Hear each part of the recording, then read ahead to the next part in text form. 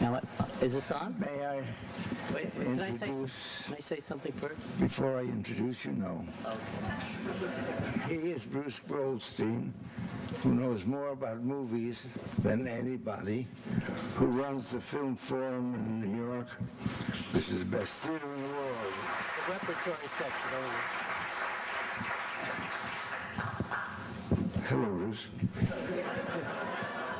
Is this on?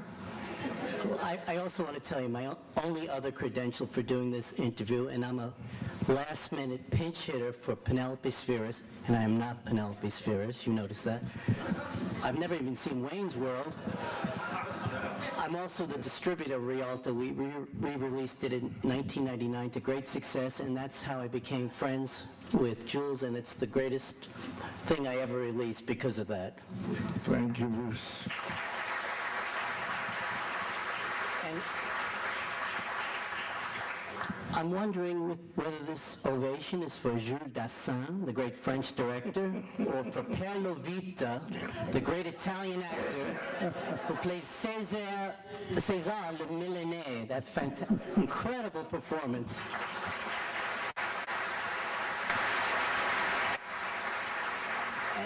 And I'm constantly getting messages, do you know Jules Dassin? Jules Dassin. Everyone thinks you're a French director. What are you, really? I am Julie Dassin from Middletown, Connecticut.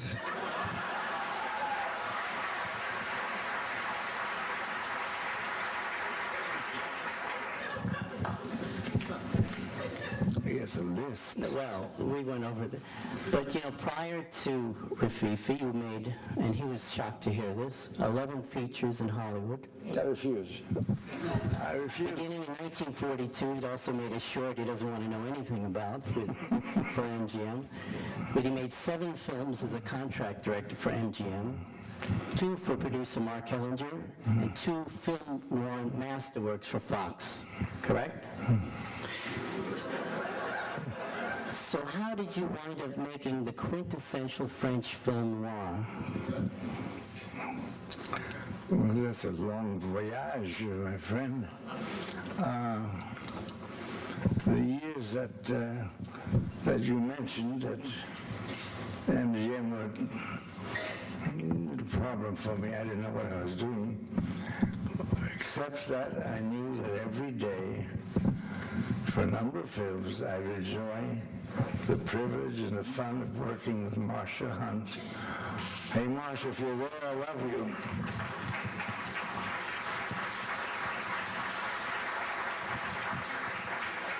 What was your question? How did you wind up making a film in France? Well, there was a time when I became unemployable in the United States.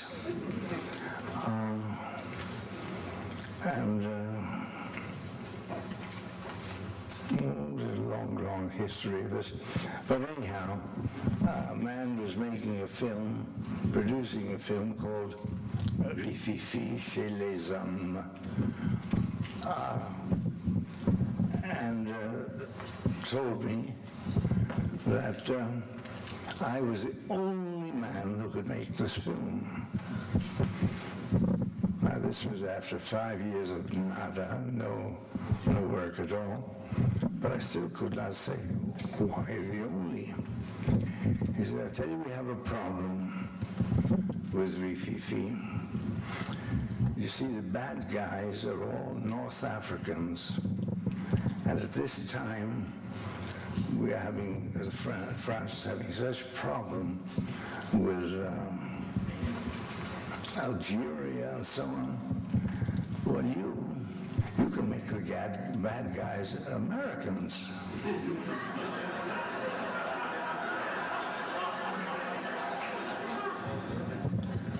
And when I said to him, have you thought of making them French? He hadn't.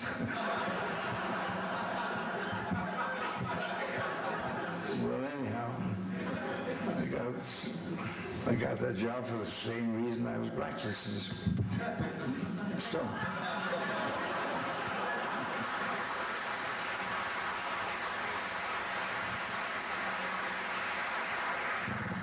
That's all you wish to say about the blacklist?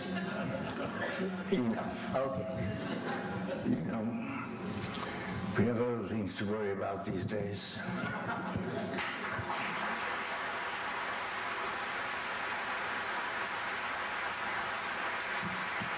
I was thinking, for instance, about the Patriot Act. You know, that kind of stuff.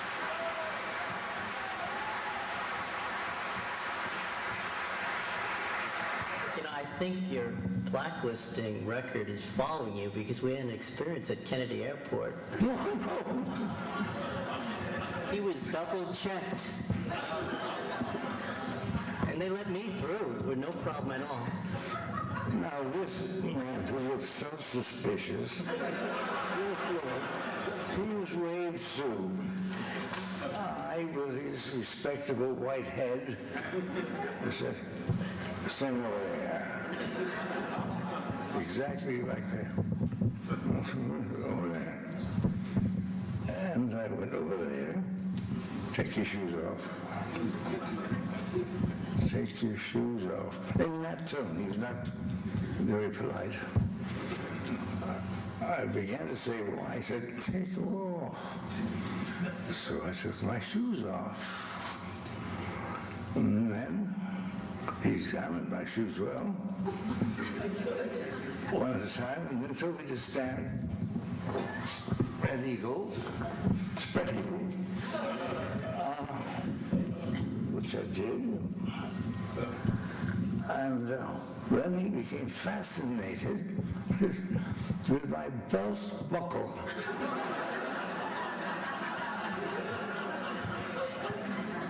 And he said, all right, this is nothing just professional. And he wandered about.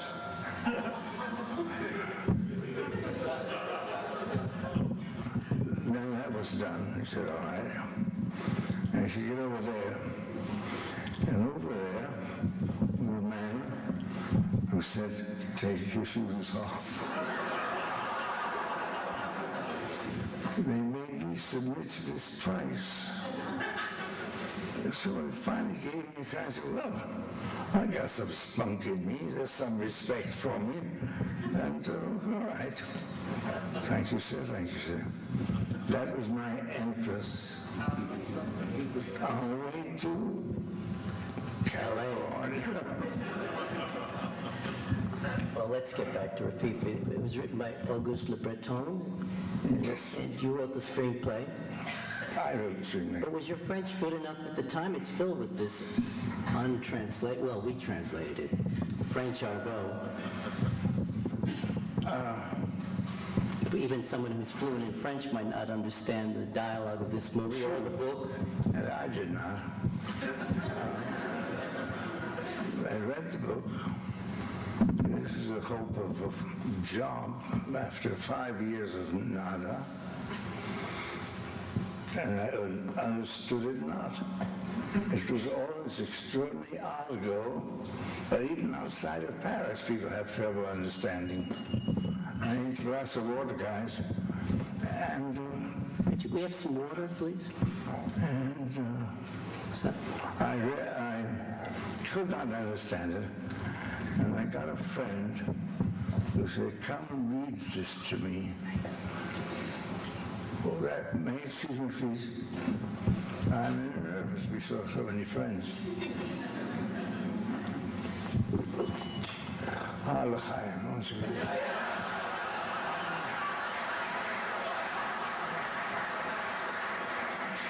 Jules Dassin. That is good. I did not understand this book, and I said, come read it to me, to this friend. He said, please don't. I've been courting this girl for such a long time, and now she's giving me a weekend. I said, no, you come and read it to me. And that's the way I understood what the book was. And it was really shocking. It was about these North African bad people who did all kinds of things, not stopping at necrophilia. And I said to myself, I can't do this. I can't do this. And I went to see the man, and he said, well, I said, I love it.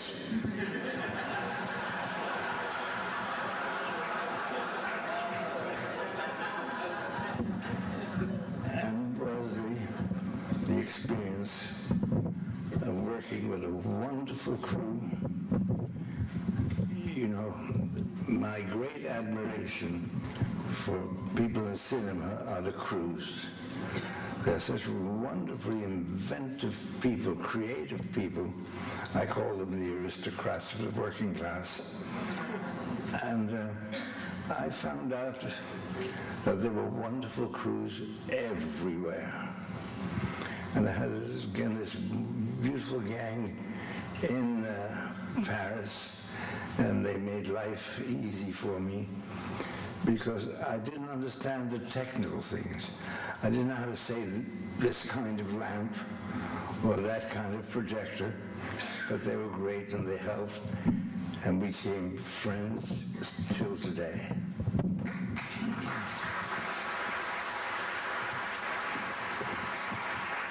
Someone just dropped a bottle of Dasani water over here. Would you prefer that? Did you know you were making... Well, let's talk about the heist sequence, the 30-minute heist sequence, which is without music or dialogue. Very unusual for... I had a problem with Mr. Georges Le Breton, who wrote the book. I couldn't tell him whether I had problems understanding the book or the villains or North Africans and so on. And I had to write the script, honest to God, get ready in 6 days. And it was brought to him, and he was a guy who, in his very young years, I think went through a reformatory or something. And this gave him a reputation they carried until now. He was playing George Raft or something. And he always had this hat. Without the hat, there was no guy. And we sat down, he said, I read your script. Yes? And he said, where's my book?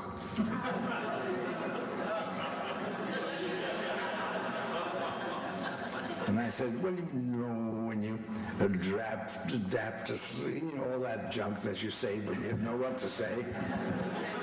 And he said, that's very interesting. Where's my book? And so, ladies and gentlemen, he bent his hat this way, took out a gun, and put it down and said, where's my book?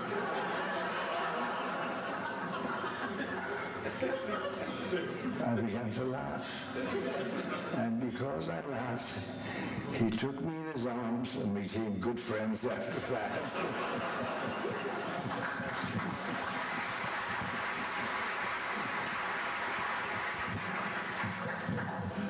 You did have a disagreement with the composer, Georges Auric, over the heist sequence?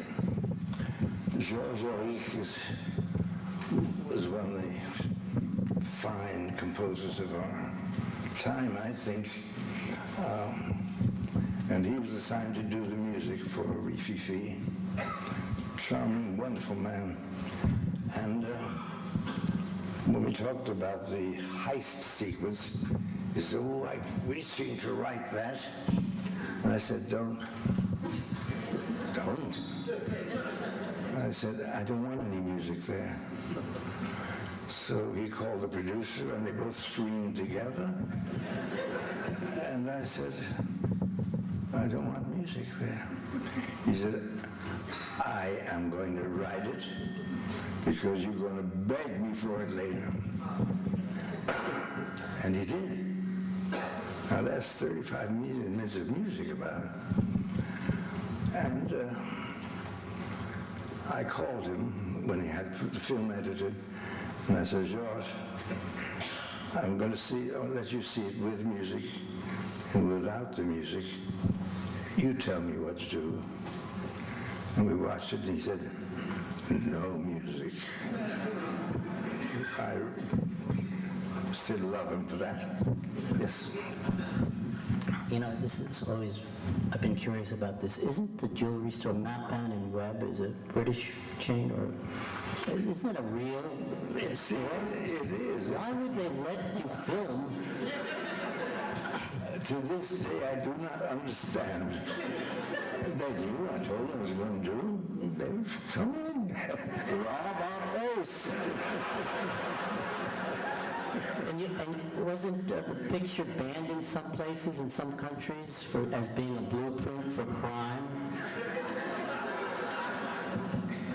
Well, the record was in Mexico City.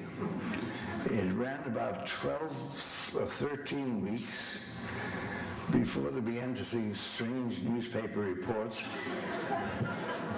about guys. They said titles, Rifi, stealing and robbing and so forth, and they stopped the picture dead, out picture. And they came to interview me and said, you realize that you're having a little university of crime here? And you're teaching people these things? And I said, no, I'm saying, showing them how difficult it is. They wouldn't let me get away with that. I believe that Rififi is the first film ever called a film noir in Francois Truffaut's review of it. I think so. So that's another Dassin first. You know that. So let's talk about your painful early movie career a little bit. Your painful early career. But you started in the theater in the 30s, Federal Theater. Yes. Yiddish theater. Yes.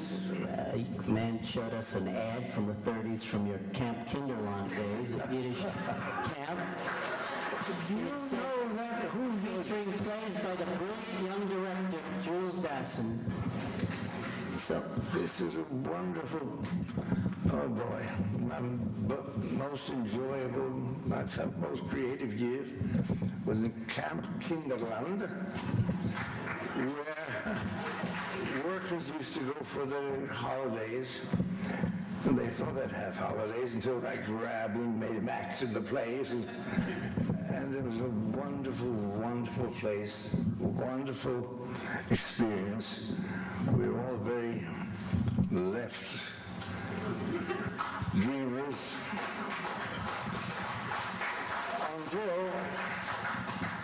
until we stopped dreaming. But it was a wonderful place. It's wonderful souvenirs and joyous, joyous times. How did that come into your script now? I was building up to how you got into the movies. Oh, yeah. Jules Dassin.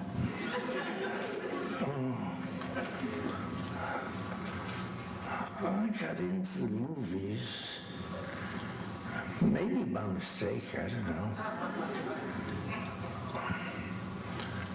Oh, it's too long to say. But you were you started in a program at RKO where you were brought in to observe film. That's right. I was brought to be observer. That is, you observe, and you keep quiet. But they were giving me $250 a week. That was. I remember my agent saying, "Maybe we can get you more." I said, "Whoever wants more?" And I just. Well, anyhow, so I observed Hitchcock. Now, observed is wrong. I was so terrified of this man, so dazzled by his technique, that I really used to hide in the corners to keep out of sight, and he would torture me.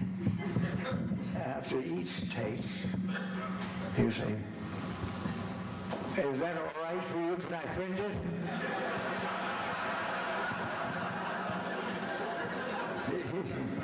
He gave gave me a bad time. But my contract was for 6 months to observe. I also observed Garth Kanin make a film with Carol Lombard and Lawton, who became a good friend. And then after 6 months were over, they said, "You're fired." I said, "Oh, I've been watching all this time, you've been paying me, and I say, go home. You're fired." Well, somehow, I got a job with MGM. And this was after having watched Hitchcock. And I said, "Goodbye, goodbye." He didn't know I had been fired, and he said, "All right, now you get ready to make a picture. But remember this, don't ever make pictures with children, animals, or Charles Lawton."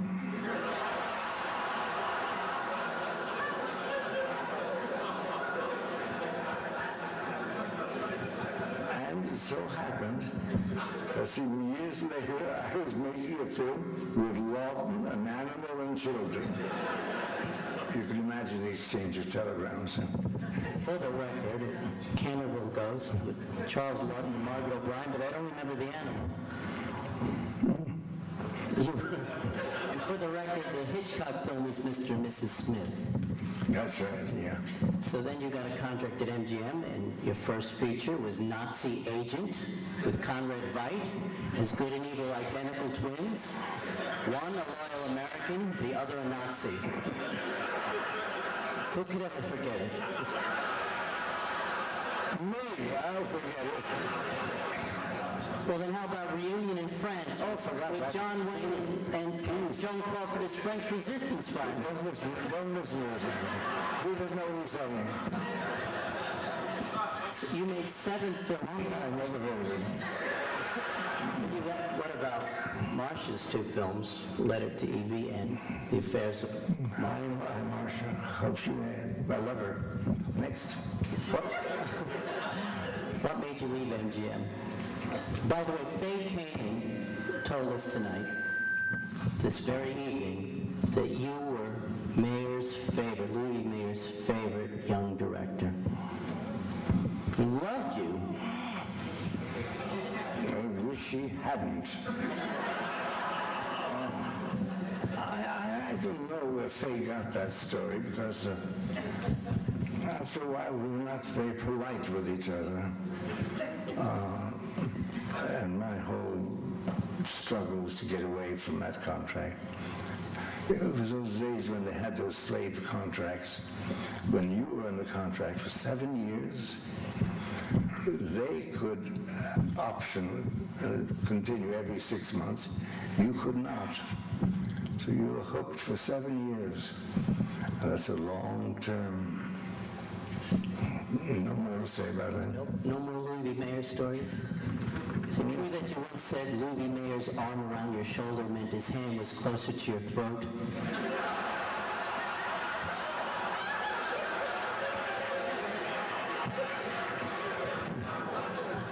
I'm not sure I made that up. Okay, so you leave MGM and you work for Mark Hellinger, independent producer, working for Universal, making pictures for Universal International. Made 2 extraordinary films, Brute Force, prison movie, which just screened here yesterday, I think. And a seminal film in the history of movies, The Naked City, first major sound film made largely on the streets of New York. Yeah. That was a very interesting experience. The producer was Mark Hellinger, a very strange, interesting man who died very young, only because he had read in the newspaper that there were really only 2 great brandy drinkers, one being Winston Churchill and the other Mark Hellinger. but he didn't like second place and killed himself. Very young, a nice man, and a producer who took care of the director. The studio was criticizing. They didn't want the film to be shot away from studio. And they said, this kid is making us a travelogue. But he was wonderful and steadfast, but kept on with cognac. And he died before the picture opened. I'm sure of that, because at that time, the blacklist was in the air, and particularly the screenplay. A screenplay was written by Albert Maltz, based on a story by Malvin Wald. And so, when the film was finished, Albert Maltz and the whole blacklist thing was in the atmosphere. And I was going off to New York to do a play, and I said goodbye to Mark. And I said, now that's the final cut. That's the final cut. Because there were all these whispers around. Because in the film, there's much that was taken out. Because I talked about the contrasts in big city. The different lives in big cities. I need more water, sorry.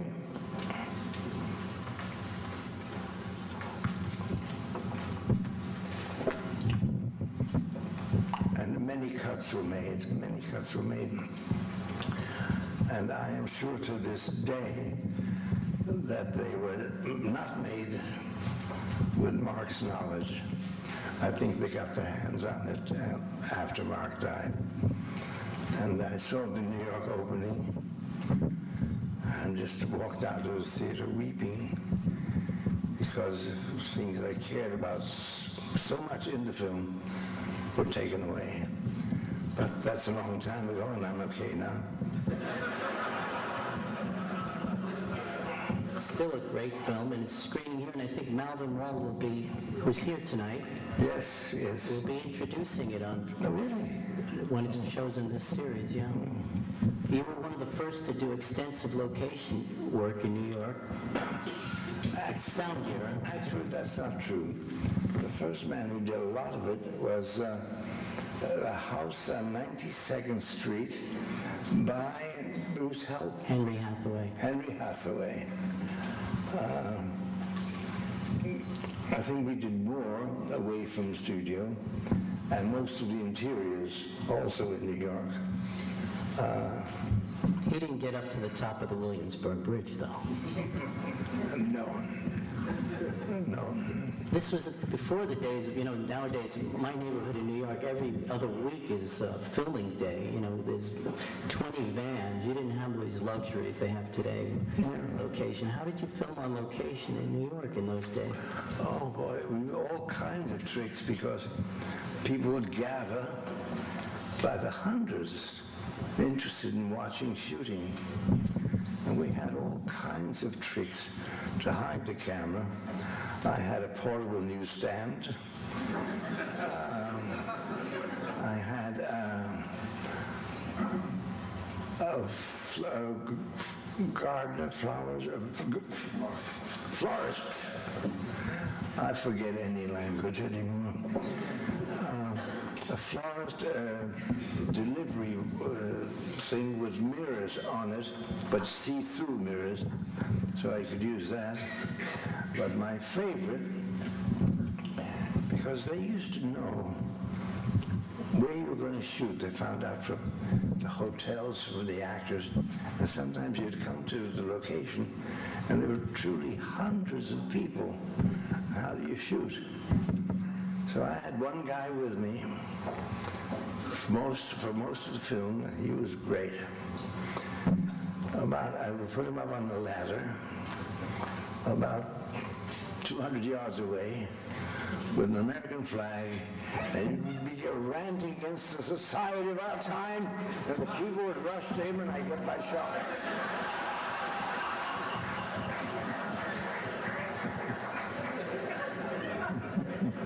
Yeah. So after Hellinger died, Naked City made you kind of a sensation in the industry, did it not?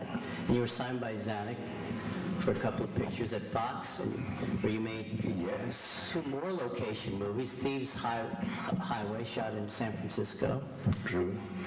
and then Night in the City. Night in the City.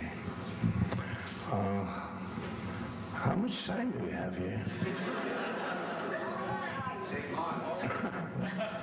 Because I made this public declaration. I said, I'm old enough to say what I feel. I like Darryl Zanuck.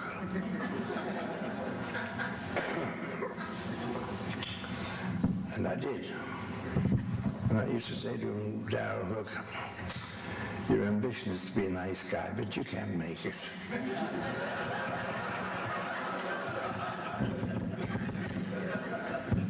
But he is the man.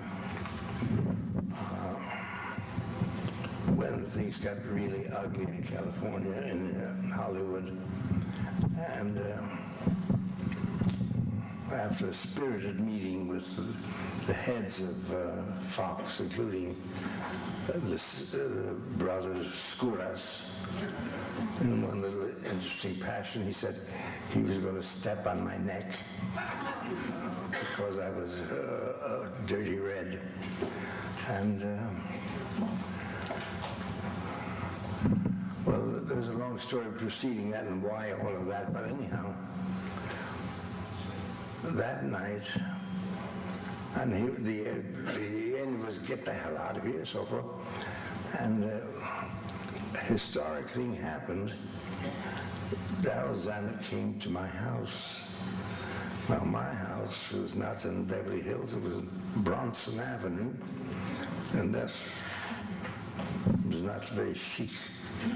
But he came, and he said, you're leaving for London tomorrow. I said, I can't. I have problems, family problems. He said, listen, you have family problems, you will have family needs. Now, you're going to London to make this picture because, kiddo, might be the last film you ever make. So I went there, and I want to tell you one more thing about Zanuck. He did say, get that script going out as fast as you can and start shooting with the most expensive scenes so they won't stop you there. And a little before, about 2 weeks, 2.5 weeks before shooting was supposed to begin, he called me by telephone and said, do you owe me one? And I said, yes, I do. He said, all right, I want you to write in the part for Gene Tierney. I said, what part? And that was a few weeks before shooting. Gene Tierney is a big star. He said, you'll do that for me, won't you? And I did. And this man, he was known to be so tough and cruel and ruthless. He did this, and he told me later, he told me then, that Jean had just had a big chagrin d'amour. She had a bad time with a love story, love affair that didn't work out, and she was suicidal. And he said, the only thing that helps this girl is to put her to work. Now that was the cruel, terrible Darryl Zanuck.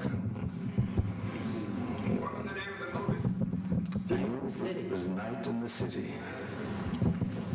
So,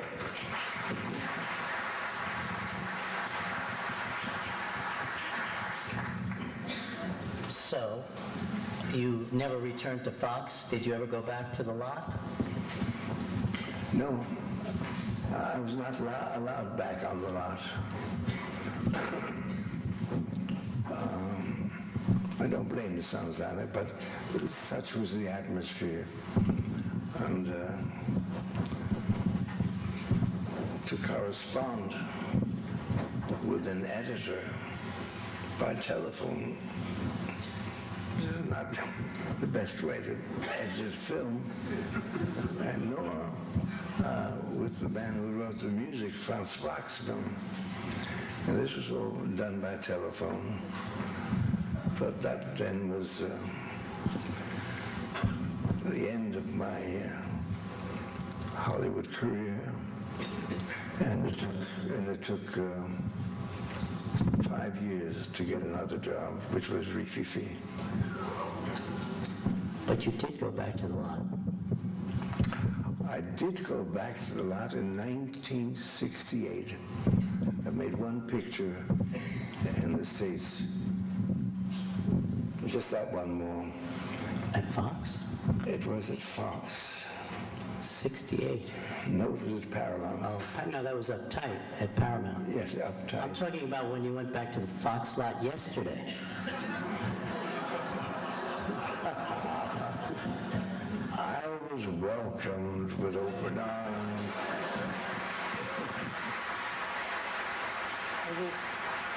And we've got to tell you why we were at the Fox lot. Yes, I will tell you why. It was wonderful. First of all, they took me to the restaurant with all kinds of folklore of movies, and they gave me a salad. Yeah, how do you guys eat so much food? They piled it on. Well, that was nice. And actually, I met with this man who, there are heroes in the industry who are not the stars or the directors, the men who preserve films and restore films. And the women. And the women.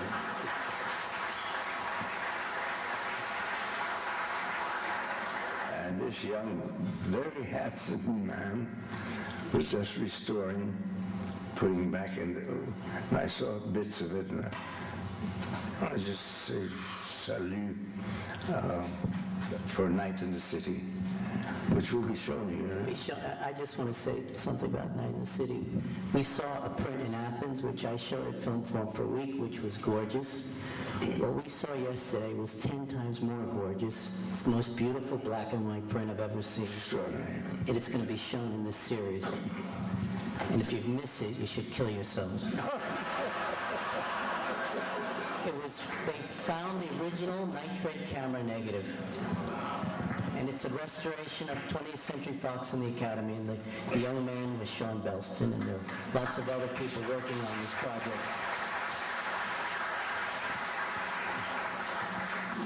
Brilliant, unsung people. Yes, sir. And there's a lot of others, by the way, who've done work on your... I think we should let the people go home now. Oh, it's up to you. We haven't even mentioned Melina. Because Rififi was a turning point in your life in many ways, and it indirectly led to your meeting your future wife. Did it not? What led to it? Rififi, by your winning the award at Cannes. Rififi was chosen to represent France in the Cannes Film Festival. And at that same year, a film, Melina's first film called Stella, was being shown. Oh, hello. Greek film, very modest budget, but everybody was toting her to win the prize. That was the talk of the festival, and she believed it, and other people did too. My getting away from the mic here. Anyhow, it turned out that I won the prize at the festival for Best Direction, and Melinda did not get the prize. And leaving there, I saw her sitting in the corner and kind of weepy. And I came to her and said, I introduced myself and said, you know, the prize is a prize, but you're worth so much more. And she said in her most spirited Greek accent, yeah, you got the prize. Screw off.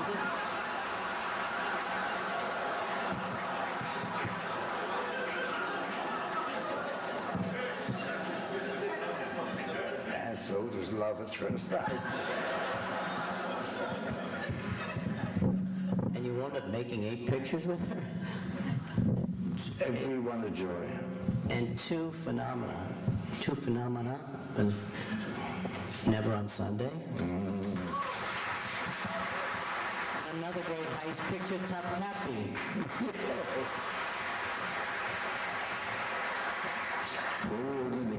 And Never on Sunday was an enormous worldwide hit, and nobody wanted to back it originally.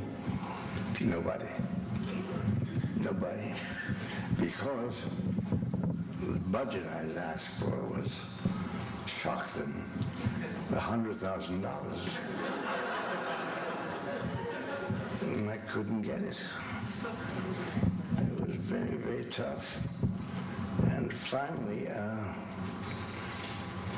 they loaned me $60,000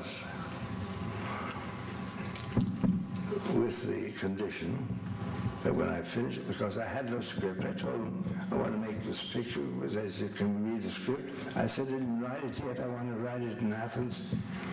And they said, well, we can't do business that way. And it's understandable. So they loaned me $60,000, which if I had to pay back at the time, I'd go to jail. And then they saw the script and they said, okay. And but then I had the problem of the actor. And I didn't have more than $20,000 in the budget for an actor. And loan. So I played it.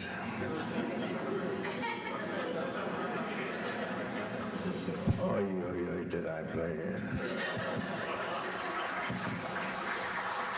And I must tell you this, I love this story. But it became a great success immediately. And just by chance, it was running in Paris and Champs-Élysées. And I run into Jack Lemmon. And I said, you here? How long are you here for? A while. And I ran to the Paris representative of United Artists, but a member of the authority. I said, look, please, will you give me money to remake the film with Jack? And they said, yeah. Because it was already a real promising hit in these first releases. And Jack Lemmon. And so I said, Jack, look, I can do this, put them all together. It won't be more than 3 weeks' work. Come and do it. And they give you a lot of money, Jack. I said, well, let's see. And we went to the theater together, and he watched it. And to the end of it, he said, listen, Julie, you're so terrible and so that's charming. Let it alone. And that is a true story, word for word.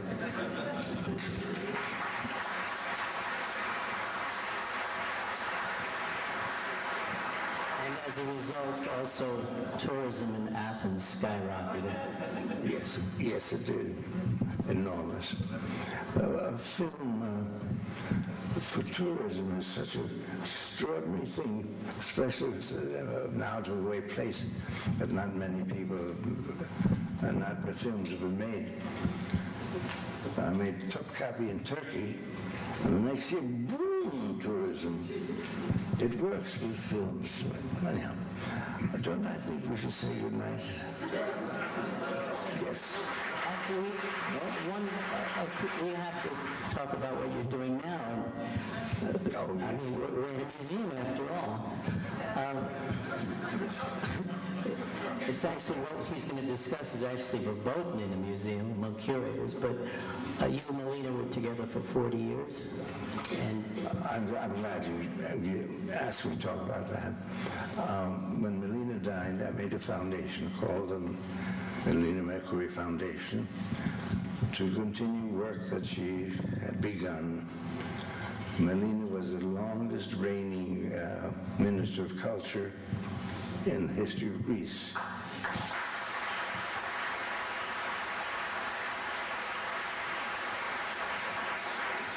And she really did wonderful, wonderful work all over Greece, in the small town, everywhere. Fine work, including creating 10 regional theaters where there never was a theater anywhere. That was only one of them. But I'll tell you the story this way. I made a film with Melina, Fedra.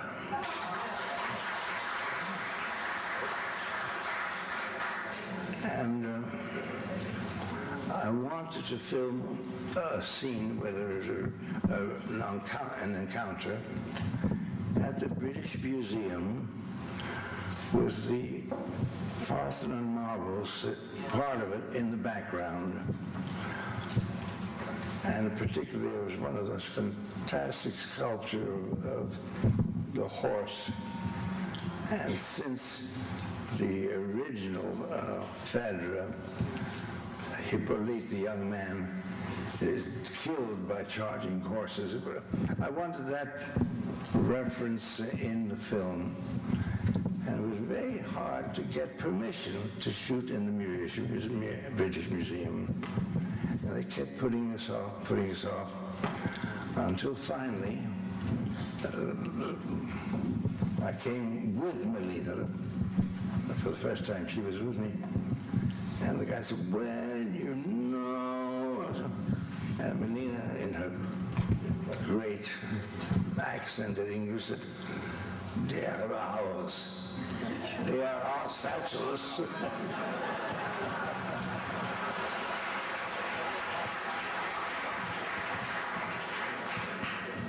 And when Melina became appointed minister, much later, of course, I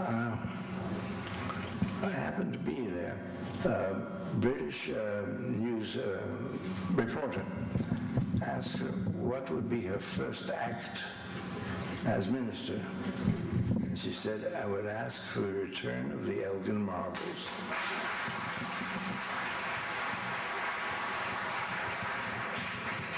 That was the last time she used the word Elgin, because she said there's no such thing as Elgin marbles.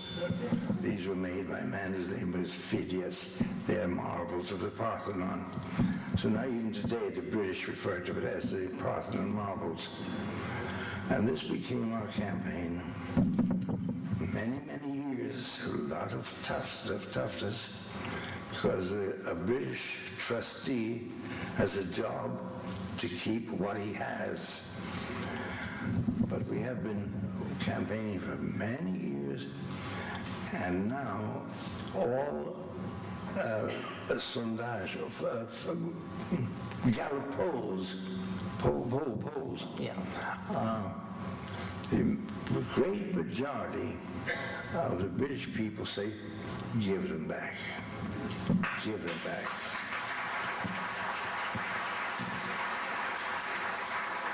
One of the last polls reaching to 80%, give them back. And a great majority of the Labour Party deputies, yeah, cigarette. And we hoped to have a new museum ready to receive them, because the museum that we have now is not ample enough. It's old, it's built on the Acropolis, which is wonderful, or near, but there's not enough room, not enough space, not enough air conditioning and so on. And we're building this new museum, and it's a beauty. It's a beauty. But there are all kinds of delays and problems.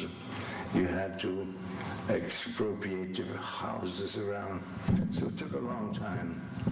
But it will be, and everyone knows, they will call it Melina's Museum.